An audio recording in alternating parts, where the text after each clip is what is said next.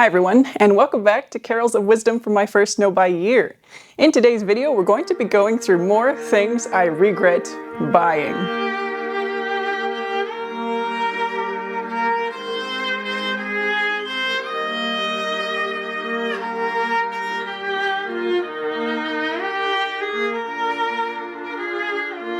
So the last time I did one of these videos was not that long ago. It was the end of November, and the premise of it was to provide the best motivation to not buy by showcasing things that I wish I had not bought. And I'm gonna do it again. The list of things I regret buying is a long and arduous one as far as getting through all of the minutia of the things that I've purchased, as well as some bigger things. You know, it's not all small things, but I guess in today's video it will focus a little bit more on those small insidious purchases that kind of creep in. They might not cost that much individually. They certainly add up as far as the budget impacts, but even more than that, or in addition to that, you know, the money that was spent, it's just the habits of seeing something that I didn't really need and not truly evaluating those needs or lack of needs at the time that I was actually buying them. And so these things will exemplify the fact that I really didn't need any of this stuff. Starting off strong with the Touchland hand sanitizer. This is one of those super influency little products. You see it on so many lifestyle content. People's get dressed with me, or pack with me, or get ready with me, or pack my car with me, or, you know, maybe not get dressed. You're not really, I mean, who knows? Some people might be adding hand sanitizer as the final touch to their outfits for a little bit of hygiene. Maybe that was happening in like 2020. But anyway, so I saw this a whole bunch. They cost $10, which for a hand sanitizer is pretty ludicrous, but for a kind of impulse purchase is not really that much, right? You can kind of throw away $10 and not be too mad about it, or at least I could in the height of my shopping days, because in the grand scheme of things, it's just $10. Now my mindset is changing, and I do get more mad about throwing away $10, especially on something that I really didn't need. Ironically, even in the days of high shopping, I would get mad if I bought strawberries at the grocery store for $4 and they got moldy. You know, I'd be going back and getting my exchange or return. So it's not even necessarily about the money, but just in the mismatch of spending money on impulsive kind of feel-good purchases versus things that were supposed to serve me, right? If I bought food and got my money back for that because I didn't get the value, you know, like there's something about buying something frivolous where you can't really see the value in a clear light, or the lack of value. Anyway, so Touchland hand sanitizer, didn't need to buy this, will never repurchase this. What a stupid piece of plastic, you know, that's designed to be made aesthetic. And I justified my way into this because I thought, oh, this is a hand sanitizer that I can carry in my bag without fear of it leaking, because a lot of other hand sanitizer bottles have a cap that can come off, or the liquid can leak through, and even spray bottles or whatever have an exposed spray topper, whereas this one is encased in the plastic. But the reality is I just never use this. Clearly, I mean, I got this several years ago and it's still up to there as far as where I've used it down to, and I just never gotten the habit. So anyway, I justified my way into this spray hand sanitizer, and it just wasn't something that I have a legitimate use for, and I don't need to repurchase the influencer aesthetic hyped $10 overpriced version. The next thing on my list is luxury makeup. I think I have 9 or 10 things on this list of things I regret buying. So luxury makeup is the second thing, and specifically products that I bought with the thought of trying the designer, or putting stake into the fact that because it was expensive or luxury, that it would be a good product. I have now experienced that this eyeshadow, for example, is not the best product. It's not even what I would consider a good product. I really only like the use of 1 out of the 4 shades in this eyeshadow quad. And, you know, okay, the packaging, the mirror, I justified my way into purchasing this too. You can see me and my justifications for this in my video about buying makeup, or not really being attracted to buying makeup anymore. And this was part of that experience where I thought I had good reasons for buying this particular compact, and it just didn't pan out. I do have other eyeshadows I prefer using, and if I were, you know, when the day comes that I buy more eyeshadows, I definitely will not be going the designer route, and I will not be lulled into a false sense of value security by the logo and the packaging, and the fact that I can compactly carry this around. You know, those are not actually the most important attributes in an eyeshadow. The amount of times that I actually apply makeup on the go is actually almost none. And usually if I'm doing it, it's like a lip gloss or something that I don't really need a mirror for. So I was fooling myself into thinking that I had good reasons for purchasing this product in particular. And then the other big lesson there was that spending more money did not actually result in a product that I like better. It's not about the packaging, it's not about the supposed utility, it's about the actual product and the actual function that it's going to fulfill. And these lighter shades of eyeshadow in this palette do not actually do what lighter shades of eyeshadow have done for me in the past from other brands, from other formulations. The brand itself is not even necessarily important, but it's just that I've had other products that work better for me than this one. And I just momentarily talked myself into the fact that I should try the high-end luxury version. It was also something that was on my wish list since March of this year, and again, was kind of a replacement product. And so I wouldn't necessarily say it was a no-buy allowable exception, but it was a gray area. And maybe because I had seen people talking positively about it in March, and therefore it ended up on one of my early wishlist videos, even though I wasn't keeping a physical long-term wishlist. That's how it kind of weaseled its way into the purchases that I made this year and also regret this year. So needless to say, I will never be repurchasing a YSL eyeshadow, and I will not be purchasing any high-end luxury labels of eyeshadow either. There are plenty of makeup brands that don't fall into this category, and you can get a lot more product for the same price or lower prices for this kind of amount of product. The Chanel lipstick was a gift, so it's just kind of here for prop purposes. But once again, I do not find higher value in the fact that this is Chanel and the fact that it's got excessive packaging that is eventually going to be trash. It's just a red lipstick. I have other red lipsticks that I chose myself and prefer. And while I will try to use this one because, I'm not ungrateful for the gift. My mom brought it once when she was visiting, but I would never purchase it for myself. And again, this is just confirmation of the fact that I don't need to purchase products in this kind of category of luxury that just end up to be inferior products for a higher price. The other thing is that my priorities regarding makeup have changed.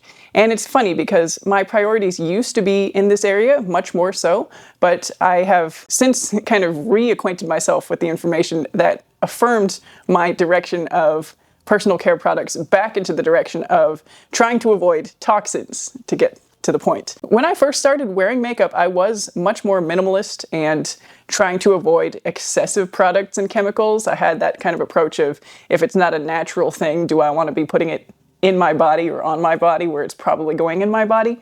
And I kind of lost touch with that. And perhaps it was as a result of being exposed to all of this online media where people were just attracted to the beauty and the aesthetics and sharing that and sharing the joy that they had consuming the beauty and the aesthetics without regard for the toxins and the health concerns. And maybe part of it is also that I've been experiencing a year of kind of patchy health this year. And that's kind of pointed me back in the direction of maybe look at all the other areas of life where you can try to be as healthy as possible. And one of those that has reemerged now is taking care to not be interacting with substances that I don't necessarily want to be interacting with. And, one of those things is artificial fragrances. And I've actually not seen good confirmation that either of these brands are totally phthalate free. So the next time I go purchase a new makeup product, I'm not sure if I'm going to try to detoxify my existing collection yet, because I don't want to kind of overreact to this new to me or renewed to me information by doing a huge purge and doing a kind of shopping episode to replace the things that I used to use or currently use.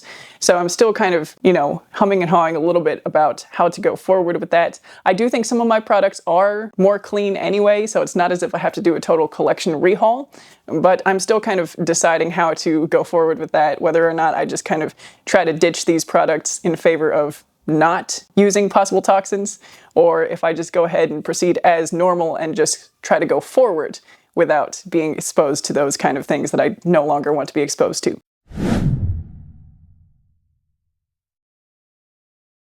Next on the list is another kind of beauty category, and it is hair products.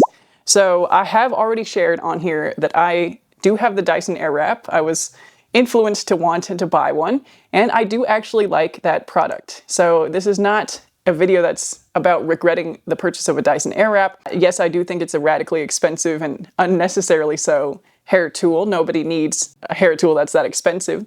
but that's kind of neither here nor there at this point.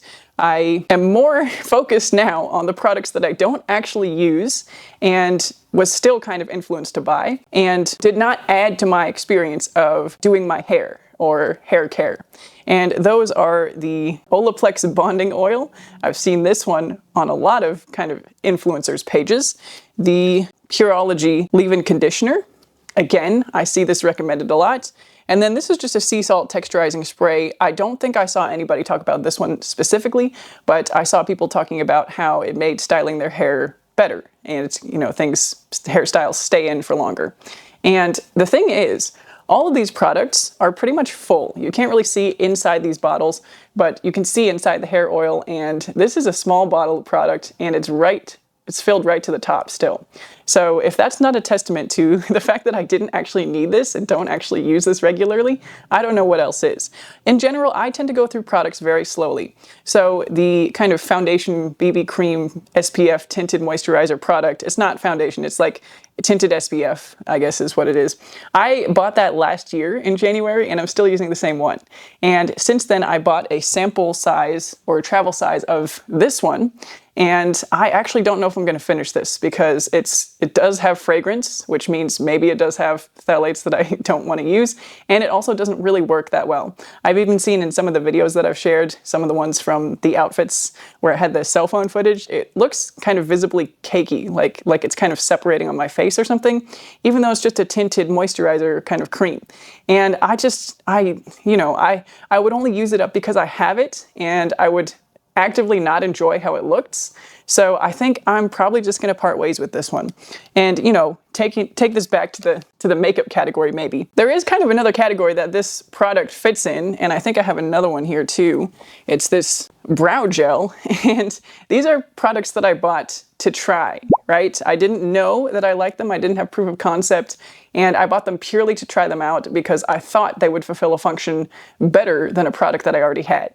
And I was disappointed by both of these, and I don't think I will finish both of these. It's like not finishing a book when you start reading it. It's something that I never used to do. I always used to finish books I started even if I didn't like them or they were bad. You can't objectively say a book is bad, I guess. I don't know. Even if I found them to be bad, I just don't have the time or energy to do that anymore. And the number one way to prevent the waste from not liking something and not finishing it is to not buy it to try in the first place. So these will probably rear their ugly heads again because I have more points about not buying things to try in a couple of videos actually, I think. So you can stay tuned for those. But once again, products I will not repurchase, purchasing mistakes I will not be making again. The next thing is still in the beauty categories, face masks. So I bought these in packs. These are all the same, and these are kind of 3 different variations of the same. They're all sheet masks. And I clearly still have too many of them. I have like 7 of them here, and that's 7 different times that I have to make use of a facial sheet mask. And I've also had these for the whole year. I didn't buy these during my no-buy year, so I've had them over a year, I guess, in reality at this point. And clearly I didn't need to have so many. This is one of those things where I should probably either only keep one on the off chance that I want to pull one out and use one night, or I should buy as I use it, right? And I'm actually not even sure that I enjoy the experience of a facial sheet mask anymore, full stop. And now I do have to use these 7 up, or have to find another home for them. So it's not that I don't enjoy the benefits of a sheet mask, laying down and relaxing and the cooling sensation and feeling like you're taking care of yourself. Maybe I'm talking myself into actually trying to use these up. But the point that I'm trying to make here is that I clearly didn't need to buy these because, this was 2 separate purchases, and I already had one of these when I made the other purchase. And then the fact that they were multi-packs meant that I had to use them multiple times to use the products up. And then now, when I reflect on it, every time I use one of these, I have this piece of plastic trash and then the piece of the mask that's trash. And I'm just not about that life anymore. When I can avoid kind of single-use waste, that's what I would prefer to do.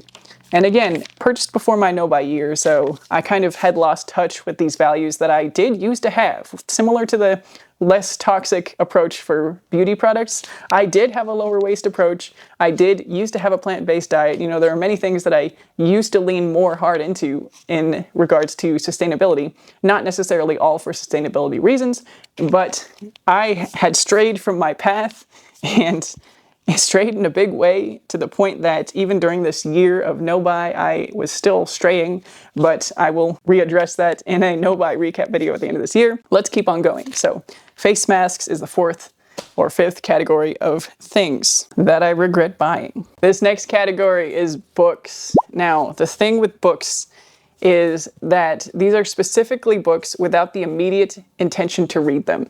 And some of this was done during this year. Some of these were bought this year. Some of this was propelled by being offered free book rewards from thrift books.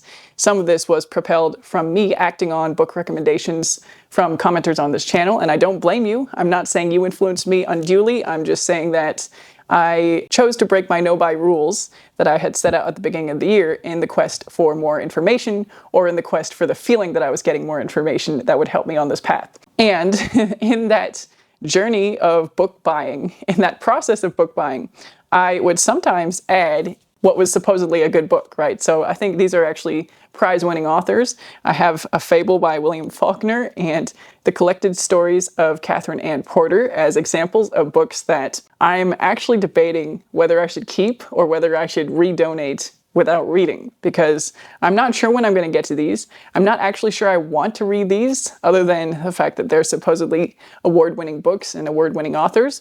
Another one that I misguidedly purchased is right here, The Year Without a Purchase, One Family's Quest to Stop Shopping and Start Connecting, which on the surface sounds great, but when you look at the back, the first blurb here says it's a must-read for North American Christians who are purposing to pattern their lives after the person of Jesus.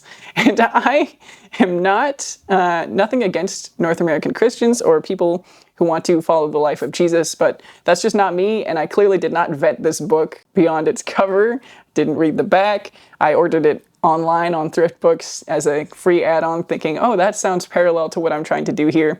I might still read it anyway, because there's nothing wrong with gathering different perspectives, even if I'm not directly connected to some of the ideologies in the writing and formulation of this book.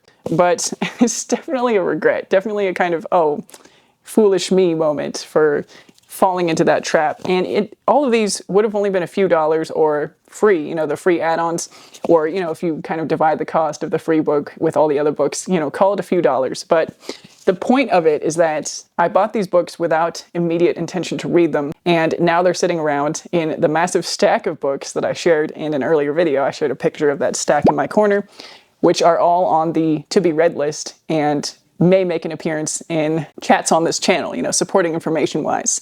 So I have a lot of work ahead of me to get through those. It is my goal to get through them maybe in the next year, and it's also my goal to not buy any more books until I actually finish the ones that I have, because there can't be anything more pressing than what I already have deemed as more pressing enough to buy during this, what was supposed to be a no-buy year, if that makes sense. Okay, the next thing I regret buying is a little bit of a weird one, and not anything that I bought this year, but it is an excess of sneakers.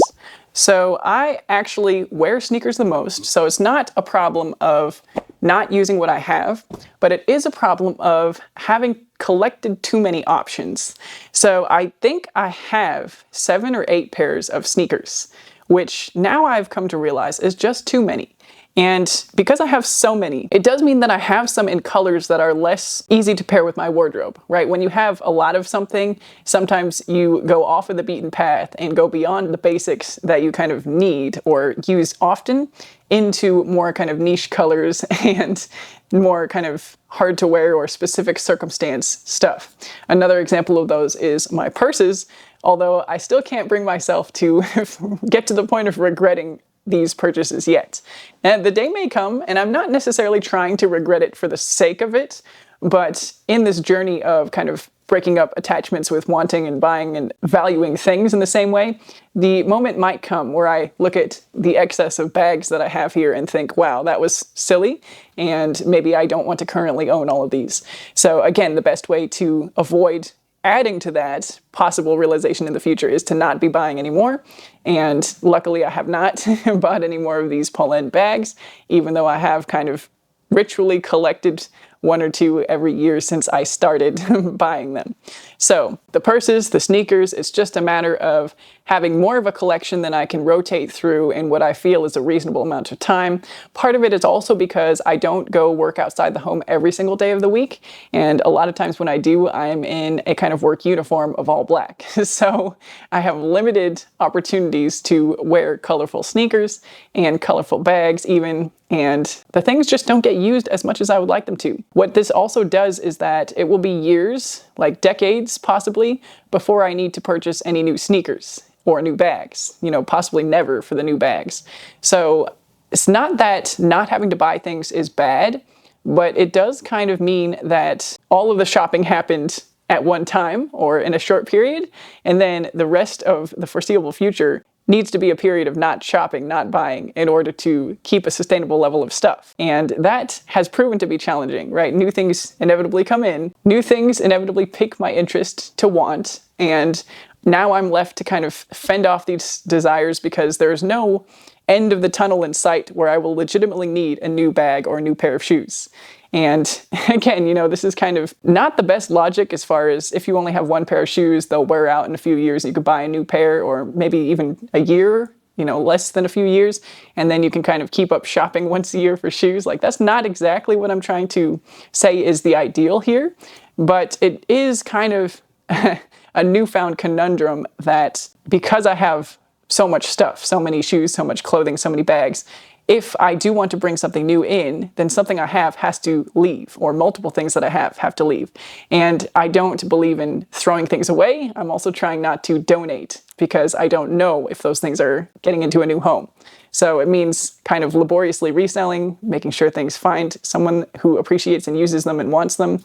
And so this whole process of bringing things in really does need to stop, no buy year or not. It's just for functional and practical reasons. And luckily I finally realized that. And so anything that I've kind of overbought has become a purchase regret and something that I will not repurchase. The next category of things is too much of the same brand or buying something just to try the brand. So these are kind of maybe two categories. So the first brand or category of products I can remember doing this with is none other than Lush products. This is an empty bag that I had in my bathroom, but I remember in my undergrad days and maybe even late high school, I started watching the OG British YouTubers, and they would do a lot of Lush hauls. For whatever reason, the bath bombs and body bars and whatever the body care products. And I, a lot of that time, actually did not have a bath. So that was like a whole category of products that I could not buy and could not try and experience. But boy, did I go crazy in all the other areas of Lush products that I could try. I would frequently go in and just look for something I hadn't tried, just so that I could get the experience of trying it, of owning it once. And Lush actually does let you have samples and try things in store, so it was kind of ridiculous for me to feel like I had to buy and own it to get the full experience of trying one of their products. But there it was. I was super influenced, I guess, by seeing these people with their massive Lush bags and going through product after product.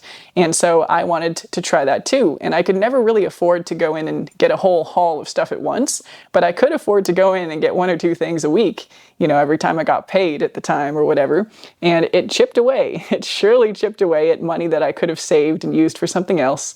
And I regret falling into those patterns of kind of copying other people's love for brands of products and feeling compelled to try the same things. And then not just the same things, but feeling compelled to try whatever applied to me from a brand. So I wouldn't go and try every clothing piece from every clothing brand, but if something did seem applicable to me, there was a brand, Jerf Avenue, that a lot of my closet is still made up of, right? That one brand. And not my whole closet, but when I was at the height of kind of blindly buying things that I saw hyped up, I would consider buying everything that this brand made. I didn't act on it, but I acted on a lot of it. And so I do have multiple options in the different colors of the pieces that I do like of this brand, which is not something I had ever done before this point. It was kind of one of those instances where I would consider buying, the option would be on the table every time that company came out with a new article of clothing. And okay, they're not a fast fashion brand that drops new styles every single week or anything like that, but it was still way more clothing than any one person needs, and it still resulted in me not actually thinking of the implications of adding those particular items on my personal style. So I'm glad to have broken up with that cycle now. And the last time I actually checked that clothing company's website, I didn't want anything new that they'd released at all. And I don't know if that's just because the styles are radically different from their kind of core pieces, or because of the work that I've been doing and how I'm not influenced just by the fact that I like that brand anymore. Maybe it's a little bit of both. Back to the point of buying something just to try the brand. This also happened numerous times. I already kind of discussed this in my previous video of regrets with the Cezanne and the Reformation, and how I wanted to try a piece of that pie. Saw so many influencers hauling these things and singing their praises and talking about how beautiful their clothing was. And so I wanted to try to find the one thing that was for me from these brands that didn't on the surface appear that they were for me necessarily.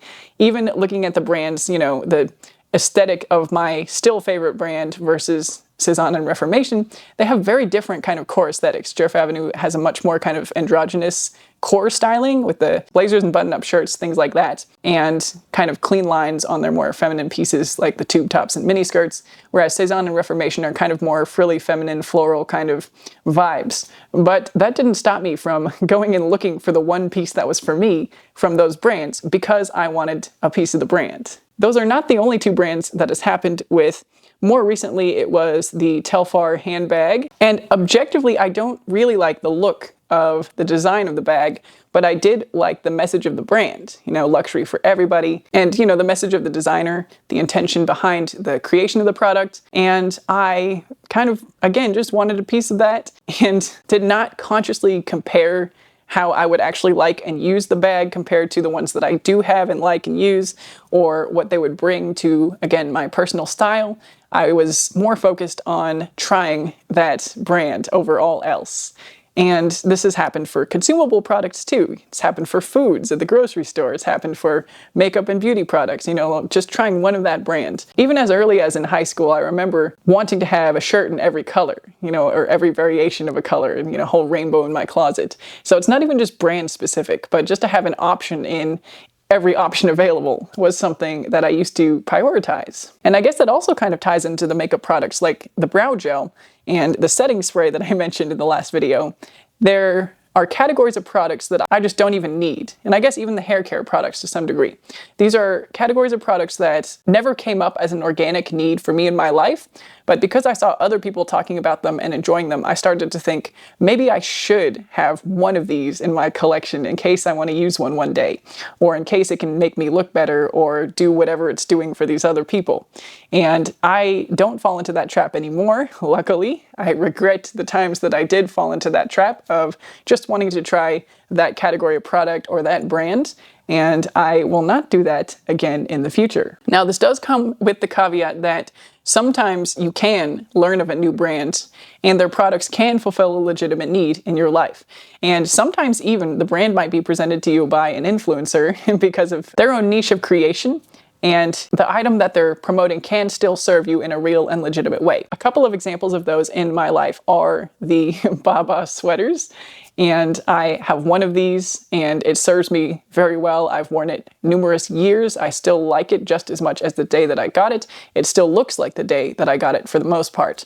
And I don't regret kind of falling for the influence of that one. However, the differences in the products that I don't regret versus the ones that I do is that I did actually have the practical need for the ones that I don't regret in my life. So for example, I did not already have a chunky bright colored sweater, and the Baba one represented my only one. However, it also did not represent me trying the brand for the sake of it, because all of the attributes of the brand did match with the attributes that I was looking for in a big chunky sweater. In these instances of trying a new brand that's hopefully going to match up with your needs, I think one of the safeguards we can have is really being willing to, and maybe even intending to, return anything that doesn't work for us, even if we wanted to like the brand. And possibly even a caveat here is being wary of buying these things secondhand, especially if they're expensive. Like the Telfar purse I bought secondhand, and so I had no recourse of return for that. And many of these things actually I purchased on the resale market, and therefore could not rehome them easily without doing the work of resale for myself. And so in some cases it can be beneficial to really think consciously and carefully and buy from the manufacturer so that you have that recourse of return. Although this might not be the best for sustainability reasons, if we are truly being a conscious consumer, buying seldom, buying wisely, ideally we won't have to return, and ideally we won't be making that many purchases in the first place. So I'm not trying to dispel the notion that it's better to shop secondhand, better to shop pre-loved, but unless we have the means, energy, time to resell something that doesn't work for us and get it back out there on the secondhand market, it might be something to consider as far as purchasing new in order to have that recourse of return. And again, not the most sustainable thing to do. I'm not advocating for this. It's just a thought maybe to bear in mind. Ideally, we're not buying that much stuff in the first place, so hopefully we're not doing that much damage in our purchasing habits if we're making the priority of being a conscious consumer our highest priority. My final category of purchase regrets is what I like to call plastic trash. These came out of our Christmas decor bin. They are plastic candles that have kind of an artificial light. They don't work anymore. They have those kind of button batteries, which now is something that terrifies me having small children. So there's nothing that I want to do more than to get these out of my house right now. But I really wish that I had never purchased these. I had grand ideas of kind of having these on the top headboard of our bed, or, you know, just these little kind of what I thought was cute at the time, but now find repulsive and cheap looking decor. And anything in this vein that I have ever purchased is now a regret. There is not one piece of decor that I currently own that I would classify as cheap plastic. You know, I have a mirror over there. I have a Turkish lamp that I actually got in a bazaar in Turkey. I have this. This is plastic, but it's also, I guess, got the mirrored disco ball details on it. I guess this is plastic again, but it's also got metal details. It doesn't look cheap to me. It's got a personal touch. It's marble stoneware kind of. It isn't a plastic. I use it as a pen holder when it's not holding my Santa Claus hat.